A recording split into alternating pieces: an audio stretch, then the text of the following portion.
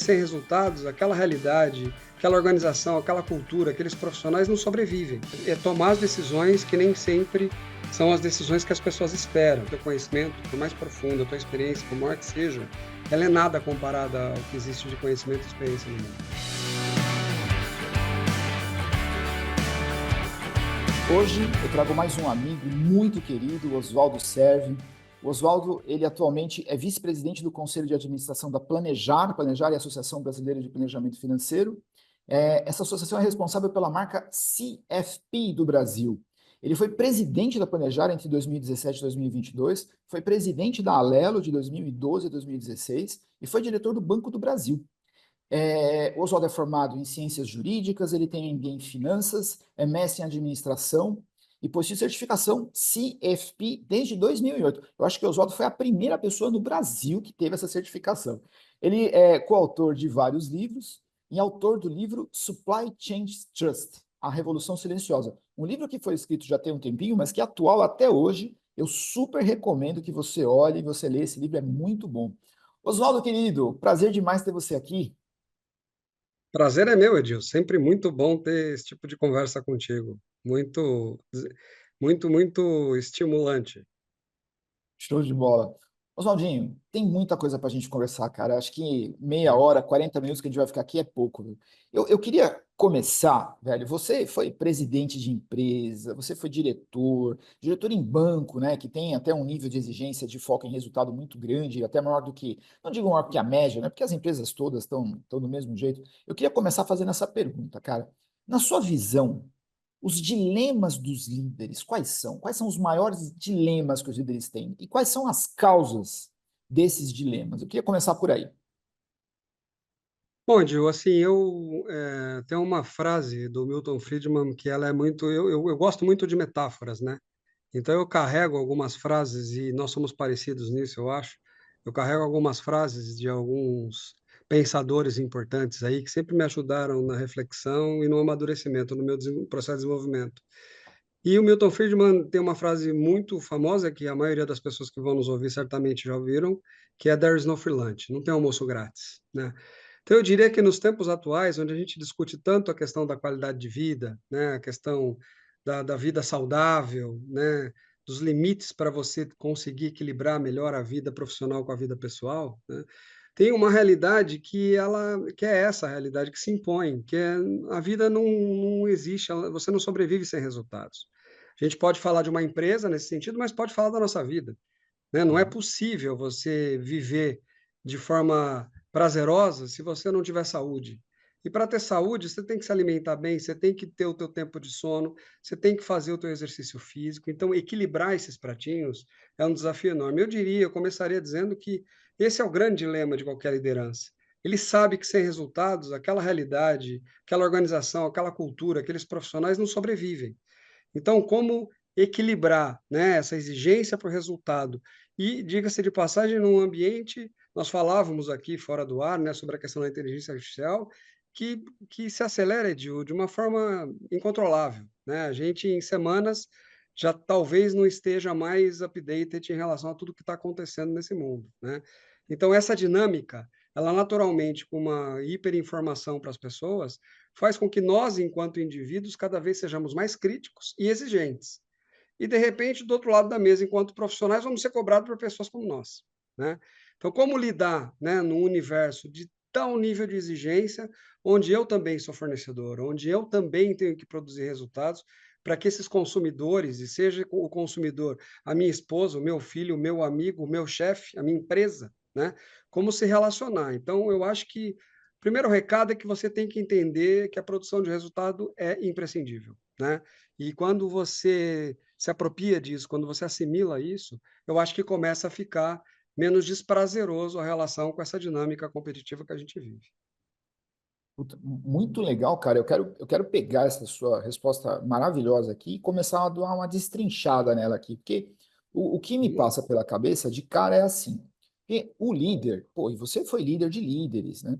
Recebe uma pressão muito grande de um lado, né, que é dos acionistas, E do outro uhum, lado, você tem a pressão dos colaboradores, né?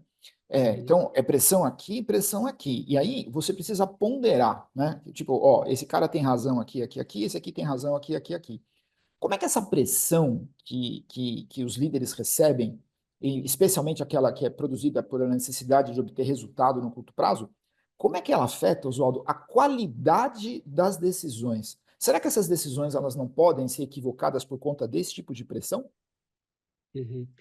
Deixa eu te falar, Edil, a minha experiência de vida, né, e eu não estou falando só profissional, porque no final do dia, a vida e o profissional, o pessoal e o profissional, eles vão se misturando, se você souber aproveitar disso, né, de forma a contribuir um para o outro, né. Então, assim, na minha experiência de vida, o que eu percebi é que eu fugi boa parte do meu tempo enquanto executivo de uma realidade que era a grande oportunidade de me desenvolver, que é o incômodo. Então, como eu falei há pouco para você, isso talvez seja um pontapé inicial importante para falar para quem está hoje abraçando um cargo de Sem liderança, dúvida. quer dizer, entenda a pressão, entenda o incômodo como oportunidade, né. E essa é só a gente olhar para o mundo, porque nós estamos falando aqui, pô, essa competitividade incomoda, às vezes enche o saco, às vezes a gente cansa disso, mas é essa dinâmica que está movendo o mundo para um desenvolvimento nunca visto. Se a gente comparar os últimos 30 anos, o que a gente se desenvolveu em qualquer frente que possa, claro que do ponto de vista moral, tem outra discussão que não cabe aqui, Sim, mas sim. eu acho que a sociedade ocidental, sobretudo, ela evoluiu em algumas questões sob o ponto de vista moral, né? Na solidariedade, na questão da confiança, que você falou do meu livro, acho que eu abordo muito isso, por isso que você falou que é atual, eu acho que ele nunca foi tão atual, né? Porque hoje Super existe, concordo. em função de todo esse dinamismo, uma desconfiança muito grande, sobretudo na sociedade ocidental. Mas o que eu aprendi é que, cara, a pressão, ela é salutar quando você entende que ela está ali para te dar a oportunidade de ser melhor, né. Então eu, pessoalmente, toda vez que eu me sinto incomodado, não só sob a perspectiva profissional, toda vez que eu me sinto incomodado com alguma situação, falo: "Opa, oportunidade". Então, fica aqui talvez a minha sugestão, né. A pressão ela não deveria afetar as decisões, porque se você sabe para onde você está indo, onde você quer se chegar, onde você quer chegar, e se você está agregando o teu conhecimento, a tua experiência profissional que você vem desenvolvendo, você tem musculatura, você tem capacidade para isso. A questão é como você vê esse processo. Então, para mim, tem muito mais a ver com olhar a pressão, olhar a cobrança, como você falou, pô, colaborador de um lado, o acionista do outro, entender que isso é uma grande oportunidade de desenvolver a sua competência. É por isso que você é líder. Você está aí exatamente para lidar com isso e tomar as decisões que precisam ser tomadas. Então, de novo, se você sabe onde você quer chegar, em tese a pressão não deveria afetar o resultado que você vai produzir, na minha Adorei. opinião. E fazendo até, colocando um pouco de pimenta e molho na sua resposta, né? Há algum tempo atrás eu estava produzindo um material para um treinamento que eu ia ministrar e eu comecei a usar as inteligências artificiais, né? E aí Uhum, tinha coisa que eu sabia fazer, tinha coisa que eu não sabia, pedi ajuda para o meu sócio, você conhece o Rui é um gênio, uhum, né? E uhum, ele pegou e me trouxe assim uma lista com mais de 50 sites de aplicativos e tal, e várias uhum. outras dicas para eu poder fazer. Bom, a gente está dando treinamento sobre isso agora, né? Acho que vai ao encontro do que você está falando, né? É Porque, extraordinário. Cara, cara, num primeiro momento assustador, é o que eu estou falando, é, né? No primeiro momento a gente se assusta. Mas, cara, se apropria desse espanto como oportunidade. Eu acho que esse é é, o recado, né, sempre há oportunidade. Eu acho que até, cara, e dando mais um exemplo em cima disso, e para dar ênfase mais na sua resposta, né, a pandemia, e o período que a gente teve de se adaptar, né, às limitações que a pandemia trouxeram, foram um Uhum, exercício, horroroso exercício, mas foram um exercício disso aí também. Cara, uhum. e seguindo nisso, né, do ponto de vista estratégico, né, quando você pega a empresa como um todo, quais são os dilemas mais comuns que os estrategistas têm? Eu estou falando de alta liderança, cara, porque não conheço Uhum. ninguém melhor do que você para responder essa questão aqui. Olha, eu vou te falar assim, Edil, até para tentar me conectar ao que você falou há pouco da questão da pandemia, né. Parece que isso aconteceu há 20 anos, É né. A verdade, é gente verdade. a gente passou por um tsunami, nós estamos falando de pouco mais de 2 anos, onde nós não sabíamos se íamos sair de casa ou não, se íamos voltar a ter um contexto de vida social como antes ou não. E na realidade hoje nós voltamos a ter uma vida com a mesma dinâmica, como se nunca houvesse ocorrido um negócio chamado Covid, né. Então, É, eu diria assim, eu falei do incômodo, né. Quem soube se apropriar de tudo que passou, do sofrimento que viveu, das angústias que o Covid trouxe, né, e sabe e consegue perceber e falar: "Caramba, nós passamos por tudo aquilo e continuamos aqui, como se nada tivesse acontecido", eu acho que essa é a grande lição. Quando eu falo em se apropriar, é ter essa percepção, porque nada melhor que a experiência para nos ensinar, né. Você conseguir olhar para trás e falar: "Pô, eu passei por uma Covid, será que eu não consigo dar conta disso agora?", né. é isso. Então esse tipo de analogia, ela é bastante importante. Então, eu diria para você, até com a Covid como referência, cara, se você não faz parte de um mercado monopolista, ou, né, de oligopólio, de mercados controlados, né, e apesar de parecer que a maior parte do mercado é assim, não é verdade, né, já que Verdade. 70% das empresas são microempresas, então a grande realidade é uma competição enorme, e são os grandes, inclusive, empregadores que nós temos, né. Então a competitividade é muito grande. Então, qual é a grande questão, Edil? Se as coisas mudam tão rápido como a gente está vendo, e isso não é de hoje nem da Covid, já vem de muito tempo, né, eu acho que o maior dilema é o dilema de fazer investimento. É a decisão de fazer investimento. E quando eu estou falando de investimento, eu não estou falando só em maquinário, eu não estou falando só em comunicação, em marketing, estou falando em desenvolvimento de pessoas, né. A gente vive um ambiente de turnover elevado, né. Hoje você tem gerações distintas e difícil de lidar com gerações tão diferentes, né. A gente ouve falar dos millennials, do X, do Y, quer dizer, são pessoas com características, com expectativas muito diferentes umas das outras. Então isso é um grande desafio. E eu acho Uhum. que fica aí o meu merchan para atingir e que vocês fazem um trabalho extraordinário no sentido de tentar diminuir essas distâncias, né, entre essas gerações, que eu acho que é um trabalho muito bacana que você e o Jucá, desenvolvem, né. Então assim, eu diria que esse é o grande dilema: invisto ou não invisto? E quanto invisto? E quando invisto?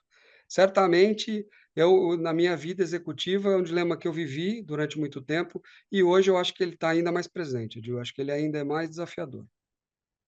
Obrigado pelo merchan, por favor, sigam as recomendações do Oswaldo. Ô, cara, e falando nisso, né, quais foram as decisões mais difíceis que você tomou, cara? E aí você pode considerar a sua carreira toda.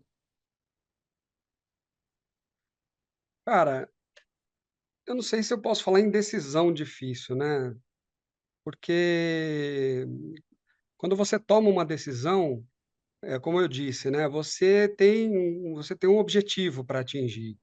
Se você está seguro do caminho que você está trilhando, e eu me lembro muito de você quando eu falo disso, porque você foi um dos primeiros caras que me apresentou essa provocação e que eu acho extraordinária, que é a história de Alice no País das Maravilhas, quando ela encontra com o gato e pergunta como é que ela faz, né, que caminho que ela pega, né? E o gato pergunta: "Para onde você está indo?" Ela fala: "Eu não sei." Ele fala: "Então pega qualquer caminho", né? Qualquer caminho.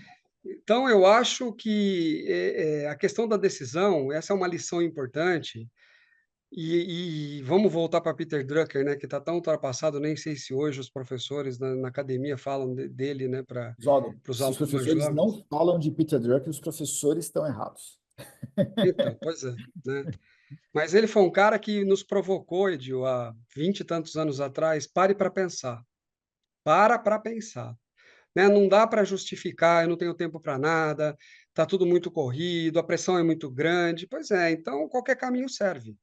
O resultado que virá disso, né, a Deus pertence. Então, quando você não planeja, quando você não se organiza, e eu falo que, pô, essas são 2 características muito importantes de um bom executivo, de um bom líder. Você tem que ser organizado e disciplinado, né, e fundamental. Falei: "Como é que você equilibra a vida? Como é que você equilibra o emocional, o físico, o mental?". Cara, você tem que ter organização e disciplina, porque senão você não consegue equilibrar. E o líder, ele tem na essência essa, vamos dizer assim, essa competência ela é necessária para um bom líder, né, de fato planejar, de entender como é que ele vai chegar lá. É lógico que você não consegue e nem há tempo para você querer detalhar no mais burocrático processo possível, não é isso. Mas você tem que saber quais são os caminhos principais, quais são as vias rápidas que você vai trilhar. Então, assim, as decisões mais difíceis que eu tomei foram as decisões, como eu te disse, de investimentos em ambientes adversos, né. Essas foram decisões difíceis e eu acho que hoje, como você citou meu livro, eu vou fazer referência a ele, Por Quer dizer, favor. meu livro fala muito disso, né, o ambiente de uma decisão de qualidade, normalmente é um ambiente onde a confiança é muito elevada.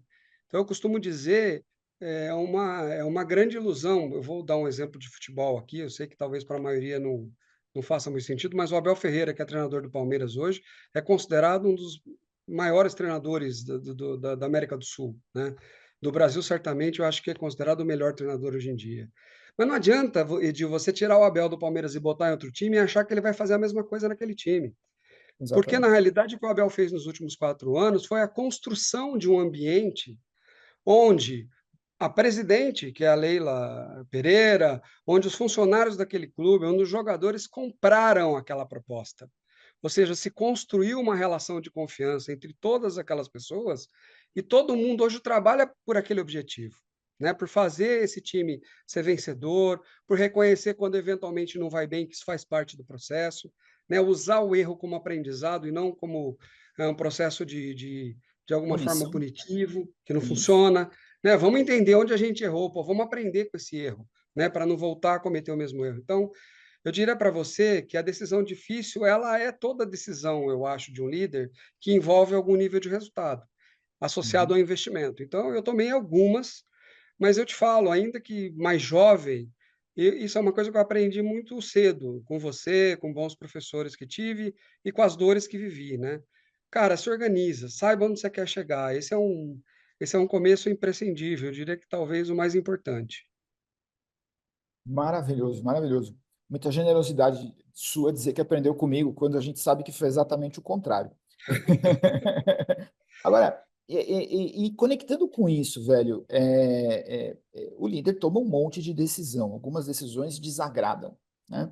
E aí eu Uhum. vou conectar A maioria esse, delas, eu a diria. maioria, e eu vou Uhum. conectar essa com uma outra colocação bárbara que você acabou de fazer, que é a necessidade de construção de confiança.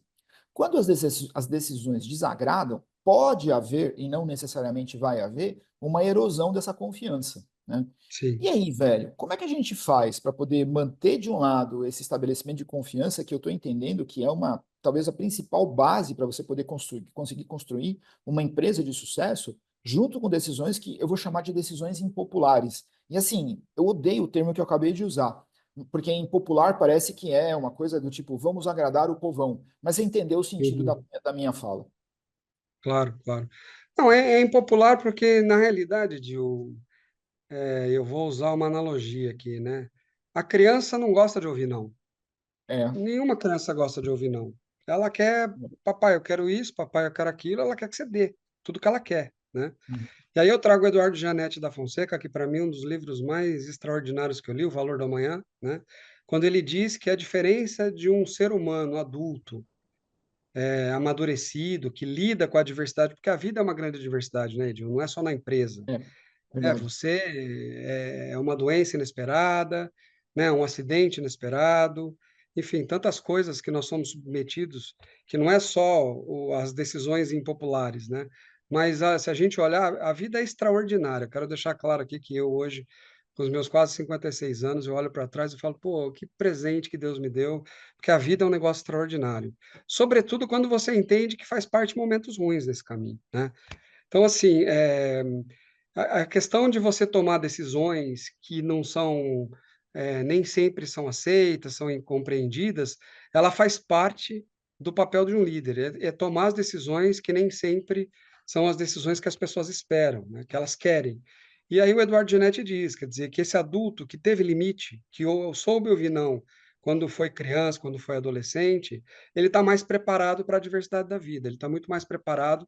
Então, o que que eu diria para você? Cara, eu acho que a essência dessa equação, que não é trivial, é o diálogo, né? Quer dizer, um bom líder é um cara que ele dialoga com o seu time, ele conversa, ele diz os porquês. Nem sempre tudo é possível ser dito, mas em 90% das vezes é possível sim, né? E o que as pessoas precisam primeiro é perceber que você está disposto a dialogar, está disposto a ouvir, né? E eventualmente uma contribuição ou outra interessante, lógico que vem, né? Para ajustar. Eu vou citar um grande amigo, Flávio Preti, que foi professor da Tingiri um tempo aí, um cara que me deram Flávio muito bem. querido.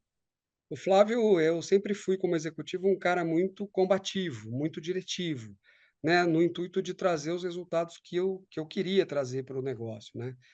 E um belo dia o Flávio me parou e falou assim: "Oswaldo, pô, você é um líder extraordinário, cara. As pessoas te admiram pra caramba.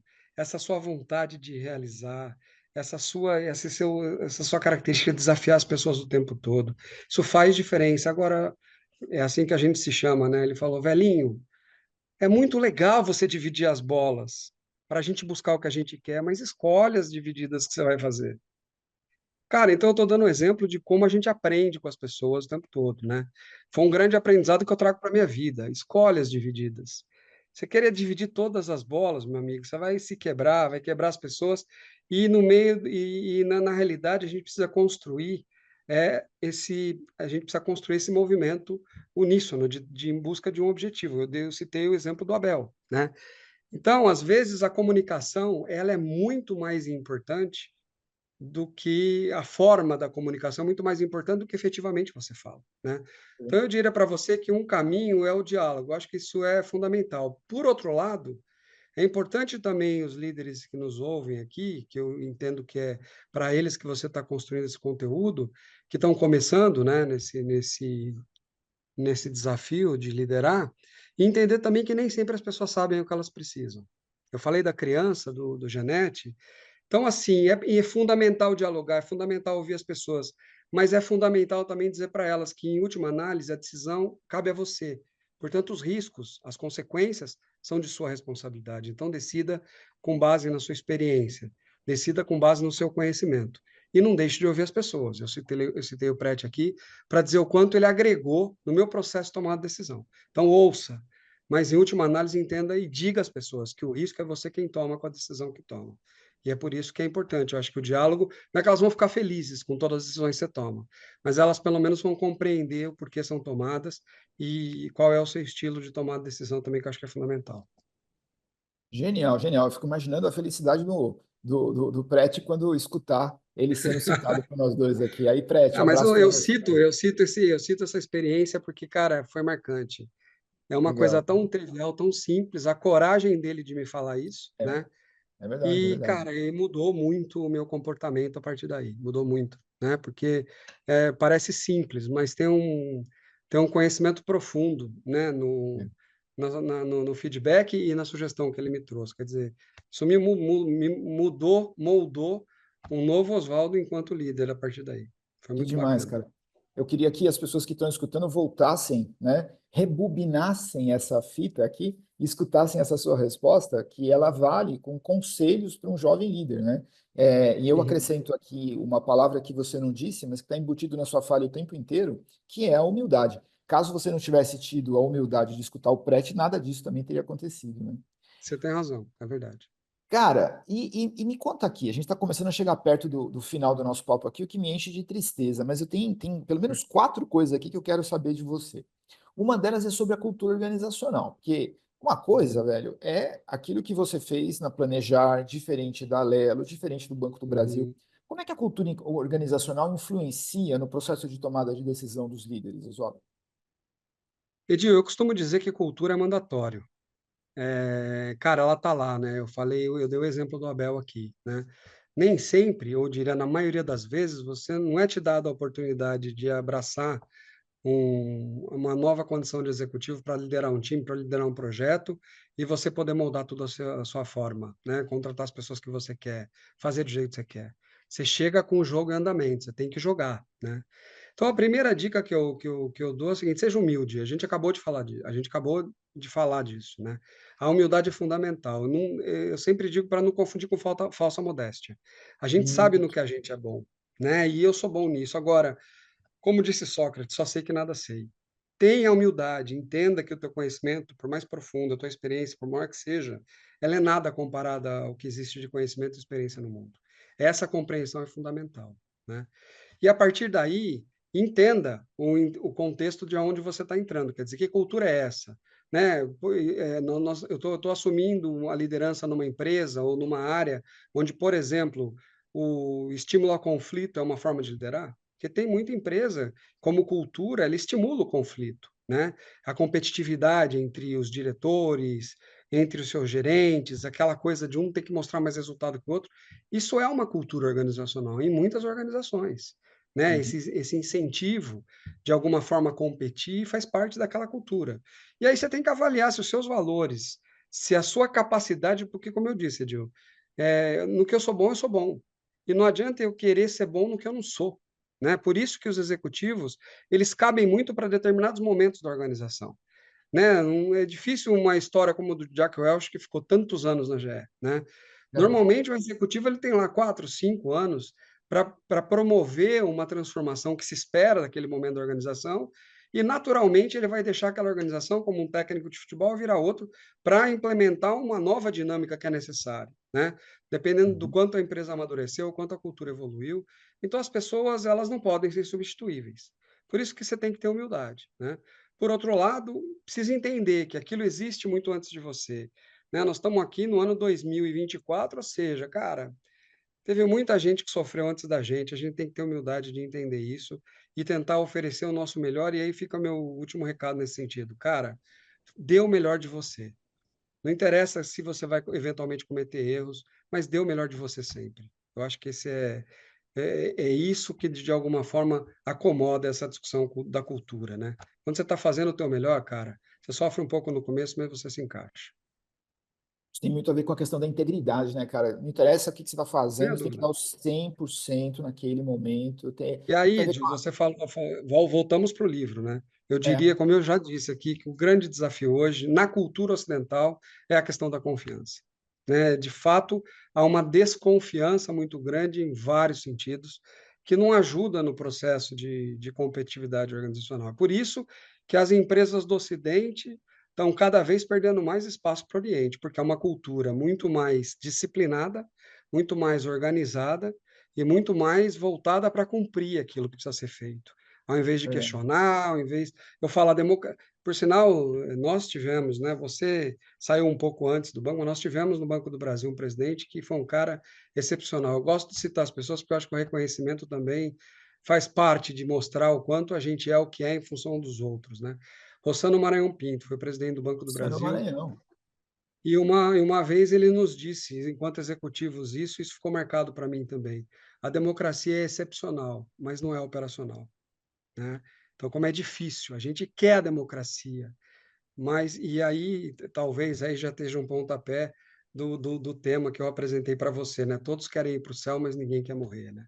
Então, acho que tem muito a ver com essa frase. A democracia é excepcional, mas ela não é operacional. Quer dizer, quando a gente quer discutir com profundidade as coisas, a gente está concorrendo com uma cultura oriental que ela não tem esse propósito. Ela não discute, ela cumpre o que tem que ser feito. E aí fica muito mais difícil concorrer, né, Edil? É verdade. E sem contar, né, cara, indo para essa cultura que é muito mais focada na execução, ele é muito mais previsível, né? E a previsibilidade tem um traço de confiança que é mais tácito, né? Eu sei o que vai acontecer, né? Uhum, Ô, agora, Oswaldinho, vamos lá. Tomar decisão tem lá, né, o seu preço. Às vezes você acerta e às vezes você erra. E há que uhum, quando a gente vai lidar com esse erro, né, e todo mundo que toma decisão toma assim, sabendo que está fazendo a melhor coisa na hora que faz, né? Eu me sim. lembro, cara, a gente trabalhou muito tempo junto na FAAP, quando eu coordenava curso lá, né? Aí eu montava um curso. E eu só sabia se aquele curso ia dar certo mesmo 2 anos depois. Porque entrava o curso em janeiro, ele ia até o meio do ano seguinte, aí eu colhia os resultados para saber se no outro ano eu fazia. E às vezes eu errava, e isso acontecia até com uma certa frequência, eu digo, né? E quando Uhum. a gente erra, a gente se arrepende, e se pega o cinto e começa a bater nas costas. Oswaldo, como é que a gente lida com o arrependimento de uma decisão equivocada? Bom, primeiro eu volto, né, no que eu disse há pouco, né? O erro deveria ser um grande mestre, né? Ele deveria ser Deveria, o grande verdade. professor de uma pessoa, de uma organização, né? Então, errar faz parte, né, do processo. Uhum. O duro é quando a gente não aprende com o erro, né, Edil? Então, por isso que eu falo que o erro deveria ser um professor numa organização, porque se as pessoas, e a gente passa a maior parte do tempo tentando esconder os erros que comete, como é que as pessoas vão aprender? Né, se os Uhum. erros não são expostos, se eles são de alguma forma vistos como de punição necessária. Errou, tem que ter alguma punição. Eu acho que você não pode insistir no erro, aí sim. Eu acho que quando há uma insistência no erro, tem que haver algum custo, né? Mas o erro, numa primeira experiência, como é que um líder de primeiro mandato não vai cometer erros? Ele vai cometer, é natural.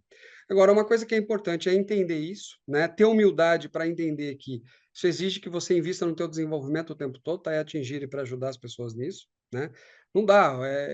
Uma preocupação que eu tenho hoje, Diogo, é que a gente está absorvendo conteúdos muito superficiais e com uma frequência que não te dá profundidade. E não tem Verdade. como você adquirir experiência com superficialidade, não é possível, né? Eu falo que você tem que fazer pelo menos durante um ano uma tarefa de forma repetitiva para você se apropriar daquilo, né? A pessoa É. faz ali 2, 3 meses e já começa a achar que tem toda a capacidade do mundo de criticar o que foi feito até aquele momento. Então, precisa ter muito cuidado. Eu acho que a sociedade ocidental também tem essa questão de ser muito superficial, né? A gente precisa se aprofundar um pouco mais. Então, a primeira coisa é entender que o erro faz parte e tentar usar o erro como aprendizado. E uma segunda coisa que eu acho muito importante, quer dizer, eu cito grandes amigos que eu tenho, o Ricardo Oliveira é um cara extraordinário na minha vida, outro cara que me ensina tanto, e ele cita uma passagem de Drácula que eu acho extraordinária, quando o Drácula fala lá pro seu pro seu submisso lá, sei lá como é que a gente fala, né? Mas ele fala, Servo. o passado é um show de horrores, né? Então, a gente não pode se apegar também aos erros que foram cometidos e ficar remoendo aquilo. O erro foi uma experiência, cara, se apropria, tenta aprender e segue, né? Porque no final do dia é isso. Se não for possível, evitar o erro, que ele seja uma lição, que ele seja um aprendizado. E aí, por fim, eu cito o Mark Twain, que eu preciso citar, cara, que é um cara que também foi muito importante na minha tese de mestrado, quando ele cita a questão da prudência com a experiência, né? Então, as experiências deveriam oferecer, nesse caso de errar, a prudência e não o medo, porque se a gente ficar com medo, a gente se comporta que nem um gato que senta na tampa de um fogão quente e nunca mais se senta em tampa de fogão algum, ainda que ela esteja fria, Dil. Então, assim, o que Verdade. a gente tem que aprender quando senta na tampa quente é, na próxima vez, ver se ela está quente ou fria antes de sentar, né? Eu acho que é disso que nós estamos falando aqui, quando fala em aprender com o erro. Eu quero também fazer uma homenagem aqui, né? O meu sócio, o Fernando Jucá. O Jucá tem uma frase maravilhosa, cara, que eu me lembrei enquanto você falava. Ele falava assim, foi logo quando a gente se conheceu que o Jucá me falou isso, você vê, tem quase 30 anos, eu nunca me esqueci. Ele falou assim, sabe o que que é erro? Erro é alguma coisa que acontece que você não planejava que ia acontecer e você não aprendeu nada com isso. Uhum. Então, conversa totalmente com a É sua fala. isso, né? Se aprender alguma Estamos coisa, abraçados, eu e o Jucá, vamos. nessa É, proposta aí. é. Cara, eu vou para as duas últimas questões aqui, Oswaldo. E assim, até quem está assistindo aqui, a gente não sabia do que eu vou te falar agora, mas assim, quando eu te convidei, e isso aconteceu com todas as pessoas que eu convidei, eu falei assim, Oswaldo, queria muito que você conversasse aqui comigo, a gente tem muito assunto para falar, mas eu não queria falar dos meus assuntos, não. Eu quero que você escolha sobre que assunto você quer falar. E aí você até Uhum, agora há pouco já antecipou, né? Você escolheu falar sobre o tema Todos querem ir para o céu, mas ninguém quer morrer. Oswaldinho, uhum. justifique a sua escolha por esse tema. Então, cara, tem muito a ver com o que a gente está conversando. Eu acho que o mundo hoje nos traz muita informação. Se a gente tiver, você citou inteligência artificial aí no começo da conversa, cara, o que não falta, o quanto nós não sofrimos, Edil, para conseguir construir conteúdo, né? E hoje, de repente, as ferramentas são muito mais favoráveis nesse sentido. Então, hoje, as pessoas têm uma capacidade diagnóstica que não se via 30 anos atrás, né? A gente tem tanta informação, ela vem de forma tão objetiva, de tão fácil acesso, que a nossa capacidade diagnóstica está excepcional. Então, quando você entra numa organização, quando você está mesmo, né, entre os seus amigos, todo mundo tem uma facilidade incrível de criticar o que não está bom nos outros, né? Mas tem uma dificuldade enorme de reconhecer quais são as suas mazelas. No que eu não sou bom, o que eu preciso melhorar. Porque aí, vamos citar Gandhi, né? Seja a mudança que você deseja ver no mundo. E tem uma passagem dele que eu acho extraordinária, quando a mãe vai levar o filho para lá nas filas intermináveis das pessoas que ele recebeu, dizer para, ó, preciso que você fale para o meu filho que ele não pode comer açúcar. E ele pede para a mulher voltar durante 3 vezes, ela se irrita na última vez, fala, pô, o senhor não vai falar? Fala, vou sim, você não pode comer açúcar que faz mal. E ela se surpreende e fala, pô, mas por que você não falou antes isso? Ele falou, porque antes eu comia açúcar, né? Então, cara, assim, o que está muito chato no mundo de hoje, Dil, é que todo mundo enxerga todos os problemas, tudo que precisa ser feito, mas não consegue investir um mínimo de energia nas melhorias que precisa produzir. Ou seja, quando você consegue mostrar às pessoas que você está investido na sua melhoria, né, ouve o feedback e trabalha aquela questão que é mais sensível, que todo mundo de alguma forma te fala, a tua mudança produz mudança. A tua capacidade de ouvir feedback, né, como foi o caso do Flávio, para mim, né? De repente as pessoas percebem, pô, você está mais ponderado, está mais tranquilo, o que aconteceu? E isso é transformador. Então, todo mundo quer ir para o céu e ninguém quer morrer porque é isso. Todo mundo quer ver um mundo melhor, mas não começa comigo, não. Não começa comigo, não, né? Deixa, ó, vamos começar cobrando o João, o Daniel, o Edil, mas me deixa por último, entendeu? Então é isso. Não é possível melhorar o mundo se não começar pela gente. Esse é o meu tema. Oswaldo, a gente precisa voltar a fazer mais um desse para você falar mais disso, cara. Então considere-se ameaçado por isso que eu acabei de dizer, tá? Oswaldinho, deixa eu te Tá fazer a combinado. última pergunta. Essa é a pergunta que a gente faz para todos os convidados, é a pergunta que encerra o nosso papo aqui. Meu amigo querido, o que é liderar? Cara, eu acho, assim, Edil, eu acho que liderar e tem a ver com autoliderar, né? Eu estou falando o tempo todo aqui que a coisa mais prazerosa do mundo é a gente se encontrar consigo mesmo, estar feliz de estar com a gente, gostar da gente. Eu falo que você vai se relacionar bem com os outros quando você está feliz com você mesmo, né? E esse encontro, esse olhar para dentro de você, eu acho que é fundamental, porque, para mim, o que move o mundo é o exemplo, Edil. O exemplo é o mestre dos mestres.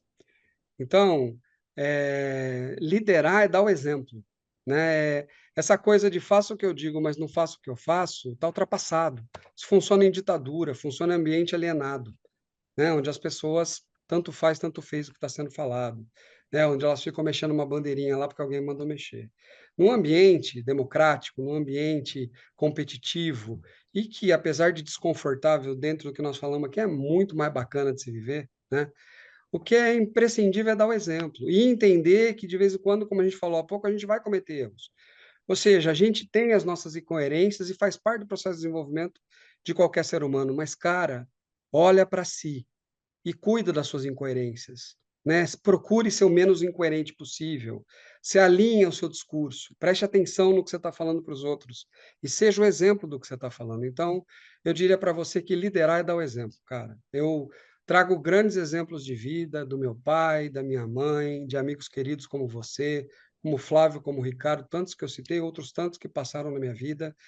Então, foram exemplos que me transformaram. Para mim é isso, liderar é dar o exemplo.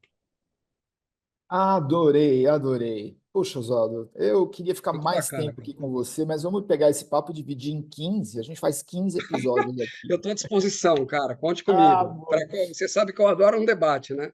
Então, Então, cara, precisando, eu estou à então, disposição. velho, então já tá marcado, já tá marcado. Pessoas queridas, vocês ficaram aqui com um papo delicioso com esse meu amigo precioso que é o Oswaldo. Oswaldo, muito obrigado de verdade aqui pelo papo, viu? Fala tchau pro pessoal aqui.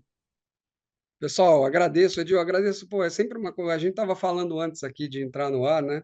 Pô, como a gente sente saudade de bater um papo, né? Ainda É bem que verdade. pelo menos você está provocando oportunidades para a gente fazer isso, né? Então, eu te agradeço pelo papo delicioso que a gente teve aqui. Espero que as pessoas aproveitem, né? E deixa um recado final, também citando um outro cara que todo mundo fala o tempo todo, que é o tal do Einstein, né? Pessoal, não é possível obter resultados diferentes fazendo sempre tudo da mesma forma. Então, é o recado final que eu quero deixar, agradecendo o tempo de vocês e a oportunidade que o Dio nos ofereceu aqui. Grande abraço a todos. Obrigado, Valdinho. Pessoal, toda semana a gente tem vídeos novos. Espero que vocês tenham curtido aqui. Valeu, um abração, até a próxima.